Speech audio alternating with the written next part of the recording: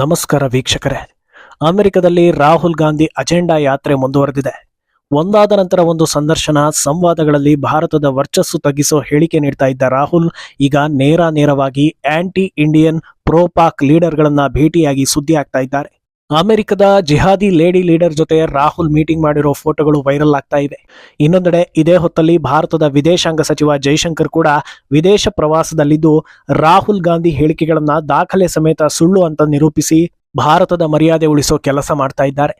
ಇದೆಲ್ಲದರ ಮಧ್ಯೆ ಇನ್ನೊಂದು ಸ್ಫೋಟಕ ವಿಚಾರ ಕೂಡ ಹೊರಬರ್ತಾ ಇದೆ.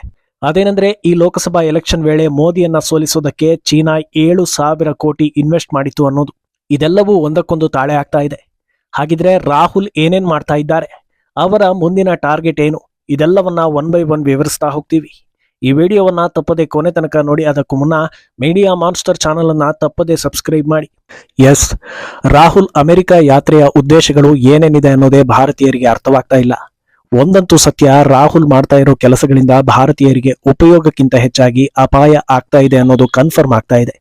ವ್ಯವಸ್ಥಿತವಾಗಿ ಒಂದರ ನಂತರ ಒಂದು ಸಭೆಗಳಲ್ಲಿ ರಾಹುಲ್ ಭಾಗಿಯಾಗ್ತಾ ಇರೋದು, ಅಲ್ಲಿ ಸೇರ್ತಾ ಇರೋ ಆಂಟಿ ಇಂಡಿಯನ್ಸ್ ಇವರನ್ನೆಲ್ಲ ನೋಡ್ತಾ ಇದ್ರೆ ಇದು ಸಡನ್ ಮೀಟಿಂಗ್ ಅಲ್ವೇ ಅಲ್ಲ, ಹಲವು ತಿಂಗಳುಗಳಿಂದಲೇ ಇದೆಲ್ಲದಕ್ಕೂ ಪ್ಲಾನ್ ಆಗಿದೆ ಅನ್ನೋದು ಕನ್ಫರ್ಮ್ ಆಗ್ತಾ ಇದೆ. ಕಾಂಗ್ರೆಸ್ 70 ವರ್ಷ ಅಧಿಕಾರದಲ್ಲಿದ್ದಾಗ ಯಾವ ಪಕ್ಷವೂ ಅಧಿಕಾರವನ್ನ ಹಿಡಿಯೋದಕ್ಕೆ ವಿದೇಶಿ ದುಷ್ಕರ್ಮಿಗಳ ಜೊತೆ ಸಹಾಯವನ್ನ ಪಡೆದಿರಲಿಲ್ಲ.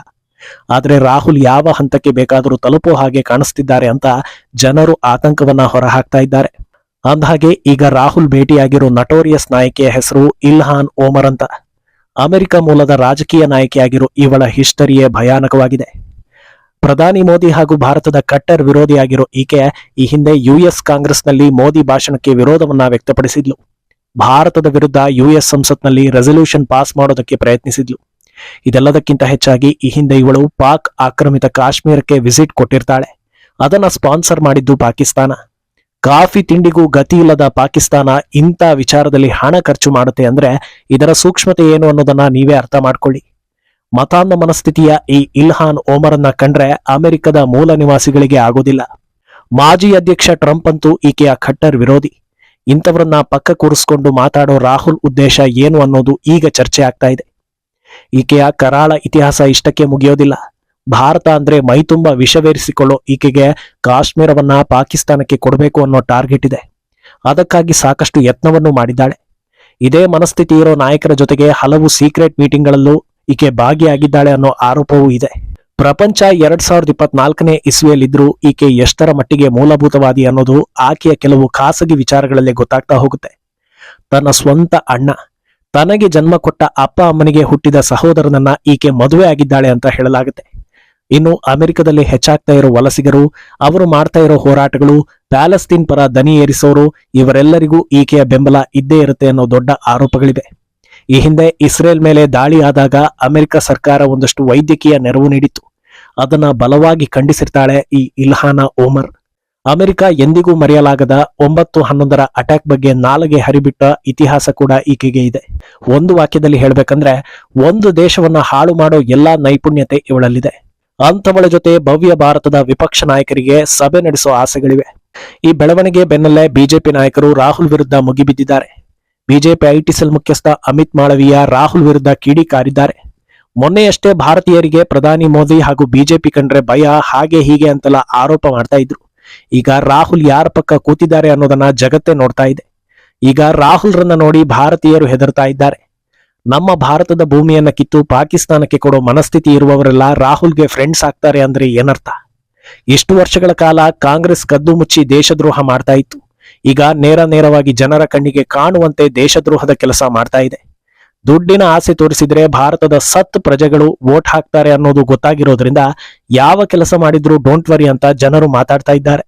ಇನ್ನು ಒಂದು ಕಡೆ ರಾಹುಲ್ ಭಾರತಕ್ಕೆ ಇಷ್ಟೆಲ್ಲ ಡ್ಯಾಮೇಜ್ ಮಾಡ್ತಾ ಇದ್ರೆ, ಇನ್ನೊಂದು ಕಡೆ ವಿದೇಶಾಂಗ ಸಚಿವ ಜೈಶಂಕರ್ ಭಾರತದ ಮರ್ಯಾದೆ ಉಳಿಸೋ ಕೆಲಸವನ್ನ ಮಾಡ್ತಾ ಇದ್ದಾರೆ. ಬರ್ಲಿನ್ ಪ್ರವಾಸದಲ್ಲಿರೋ ಅವರು ಭಾರತದ ನೈಜ ಚಿತ್ರಣವನ್ನ ಬಿಚ್ಚಿಟ್ಟು ರಾಹುಲ್ ಪ್ರೊಪಗಾಂಡಗಳನ್ನ ಮನವರಿಕೆ ಮಾಡಿಕೊಡ್ತಾ ಇದ್ದಾರೆ. ಸದ್ಯ ಭಾರತದ ಆರ್ಥಿಕತೆ 4 ಟ್ರಿಲಿಯನ್ ಇದ್ದು ಸದ್ಯದಲ್ಲೇ 8% ಪ್ರಗತಿಯತ್ತ ಸಾಗ್ತಾ ಇದೆ. ಭಾರತ ಪ್ರತಿ ವರ್ಷ 7 ರಿಂದ 8 ಏರ್ಪೋರ್ಟ್ ಹಾಗೂ 2 ಮೆಟ್ರೋ ಸ್ಟೇಷನ್ಗಳನ್ನ ನಿರ್ಮಿಸ್ತಾ ಇದೆ. ಪ್ರತಿನಿತ್ಯ ಸರಾಸರಿ 28 ಕಿಲೋಮೀಟರ್ ಹೈವೇ ಹಾಗೂ 12 ಕಿಲೋಮೀಟರ್ ರೈಲ್ವೆ ಟ್ರ್ಯಾಕ್ ನಿರ್ಮಾಣ ಆಗ್ತಾ ಇದೆ. ವಿಶ್ವದಲ್ಲೇ ಇಂದು ಅತಿ ಹೆಚ್ಚು ಪರಿಣಾಮಕಾರಿಯಾಗಿ ಡಿಜಿಟಲೀಕರಣ ಆಗಿರೋದು ಭಾರತದಲ್ಲೇ. ದಿಗ್ಗಜ ರಾಷ್ಟ್ರಗಳಲ್ಲೇ ಇಲ್ಲದ ಡಿಜಿಟಲ್ ಪೇಮೆಂಟ್ ಸಿಸ್ಟಮ್ ಭಾರತದಲ್ಲಿದೆ. ಭಾರತ 3ನೇ ಅತಿದೊಡ್ಡ ಸ್ಟಾರ್ಟ್ಅಪ್ ಎಕೋಸಿಸ್ಟಮ್ ಇರೋ ದೇಶ. ಕಳೆದ 10 ವರ್ಷಗಳಲ್ಲಿ ಭಾರತದಲ್ಲಿ ವಿಶ್ವವಿದ್ಯಾಲಯಗಳ ಸಂಖ್ಯೆ ಡಬಲ್ ಆಗಿವೆ. ಕೊರೋನಾದಂಥ ಸಂದರ್ಭದಲ್ಲಿ ದೇಶದ ಜನರಿಗೆ ವ್ಯಾಕ್ಸಿನ್ ನೀಡೋದಲ್ಲದೆ ವಿಶ್ವದ ಅದೆಷ್ಟೋ ದೇಶಗಳಿಗೆ ವ್ಯಾಕ್ಸಿನ್ ನೀಡೋ ಕೆಲಸ ಮಾಡಿರೋದು ಭಾರತ. ಇದೆಲ್ಲವೂ ಕಣ್ಮುಂದೆಯೇ ಆಗಿರೋ ಬೆಳವಣಿಗೆಗಳು. ಇಷ್ಟಾದರೂ ರಾಹುಲ್ ವಿದೇಶಗಳಿಗೆ ಹೋಗಿ ಬಾಯಿಗೆ ಬಂದಂತೆ ಸುಳ್ಳುಗಳನ್ನ ಹರಡ್ತಾ ಇದ್ದಾರೆ ಅಂತ ಜೈಶಂಕರ್ ಕಿಡಿಕಾರಿದ್ದಾರೆ. ಇನ್ನು ಬರ್ಲಿನ್ನಿಂದಲೇ ಚೀನಾಗೆ ವಾರ್ನಿಂಗ್ ಕೊಟ್ಟಿದ್ದಾರೆ ಜೈಶಂಕರ್. ಇವತ್ತು ಪ್ರಪಂಚದ ಬಹುತೇಕ ದೇಶಗಳಿಗೆ ಚೀನಾ ಜೊತೆ ವೈಷಮ್ಯ ಇದೆ. ಅದಕ್ಕೆ ಹಲವಾರು ಕಾರಣಗಳಿವೆ. ಚೀನಾದ ನಡತೆ, ಅವರ ದುರುದ್ದೇಶಗಳು, ಒಂದಲ್ಲ ಒಂದು ರೀತಿಯಲ್ಲಿ ಚೀನಾ ಹಲವು ದೇಶಗಳನ್ನ ಕಾಡ್ತಾನೇ ಇದೆ. ಯುರೋಪ್ ದೇಶದಲ್ಲಿ ಆಗ್ತಾ ಇರೋ ಆರ್ಥಿಕ ಕುಸಿತ ಹಾಗೂ ಭದ್ರತಾ ಲೋಪದ ಹಿಂದೆ ಚೀನಾ ಕೈವಾಡ ಇದೆ ಅನ್ನೋದು ದೊಡ್ಡ ಮಟ್ಟದಲ್ಲಿ ಚರ್ಚೆಯಲ್ಲಿದೆ. ಪ್ರಪಂಚದ ಬೇರೆ ಬೇರೆ ದೇಶಗಳನ್ನ ಹಾಳು ಮಾಡೋ ಅಮೆರಿಕಕ್ಕೂ ಕೂಡ ಚೀನಾ ಅಂದ್ರೆ ಭಯವಿದೆ. ಚೀನಾ ವಿಚಾರದಲ್ಲಿ ಅಮೆರಿಕ ಗಂಭೀರವಾಗಿದೆ. ಆದ್ರೆ ಈ ರಾಹುಲ್ ಎದುರಿಂದ ಭಾರತ ಚೀನಾಗೆ ಡಿಪೆಂಡ್ ಆಗಿದೆ ಅನ್ನೋದು, ಹಿಂಬಾಗಿಲಿನಿಂದ ಚೀನಾ ನಾಯಕರನ್ನ ಭೇಟಿಯಾಗೋದು, ಈ ಕೆಲಸಗಳು ಕೂಡ ಅಪಾಯದ ಸಂಕೇತವಾಗ್ತಾ ಇದೆ. ಇದೇ ವೇಳೆ ಚೀನಾ ಕುರಿತಂತೆ ಇನ್ನೊಂದಷ್ಟು ಸ್ಫೋಟಕ ಮಾಹಿತಿಗಳು ರಿವೀಲ್ ಆಗ್ತಾ ಇವೆ. ಅದೇನೆಂದ್ರೆ, ಈ ಬಾರಿಯ ಎಲೆಕ್ಷನ್ ನಲ್ಲಿ ಮೋದಿಯನ್ನ ಅಧಿಕಾರದಿಂದ ಇಳಿಸಬೇಕು ಅನ್ನೋ ಕಾರಣಕ್ಕೆ ಚೀನಾ 7,000 ಕೋಟಿ ಹೂಡಿಕೆ ಮಾಡಿತ್ತು ಅನ್ನೋದು. ಈ ಬಗ್ಗೆ ಮಾಹಿತಿ ಬಿಚ್ಚಿಟ್ಟಿರುವವರು ಇಂಚಿಂಚಾಗಿ ಇದನ್ನ ಹೇಳ್ತಾ ಹೋಗ್ತಾರೆ. ಇದೆಲ್ಲವನ್ನ ನ್ಯೂಸ್ ಕ್ಲಿಕ್ ಅನ್ನೋ ಮಾಧ್ಯಮ ವರದಿ ಮಾಡಿತ್ತು. ಆದ್ರೆ ಈಗ ಅವರು ಯಾವುದೋ ಒಂದು ಕೇಸ್ನಲ್ಲಿ ಜೈಲಲ್ಲಿದ್ದಾರೆ.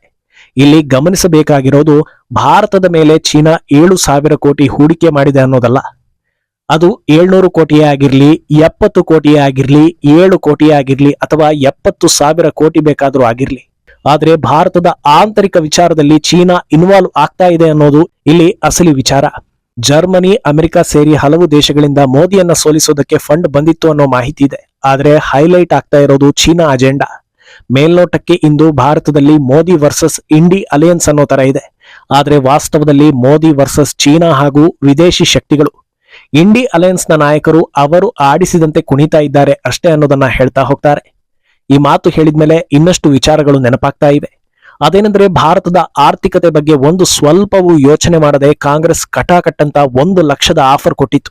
ಇದಕ್ಕೆಲ್ಲ ಹಣ ಎಲ್ಲಿಂದ ತರ್ತೀರಿ ಅನ್ನೋದಕ್ಕೆ ಉತ್ತರವನ್ನೇ ಕೊಟ್ಟಿರಲಿಲ್ಲ. ಜನ್ಮ ಕೊಟ್ಟ ದೇಶವನ್ನ ಹಾಳು ಮಾಡೋದಕ್ಕೆ ಯಾರೋ ಬಂದು ದುಡ್ಡು ಕೊಡ್ತಾರೆ ಅಂದ್ರೆ ಅದಕ್ಕೂ ಸೈ ಅನ್ನುವಂತೆ ವರ್ತಿಸ್ತಾ ಇದ್ದಾರೆ ಅನ್ನೋ ಅನುಮಾನಗಳು ದಟ್ಟವಾಗ್ತಾ ಇದೆ.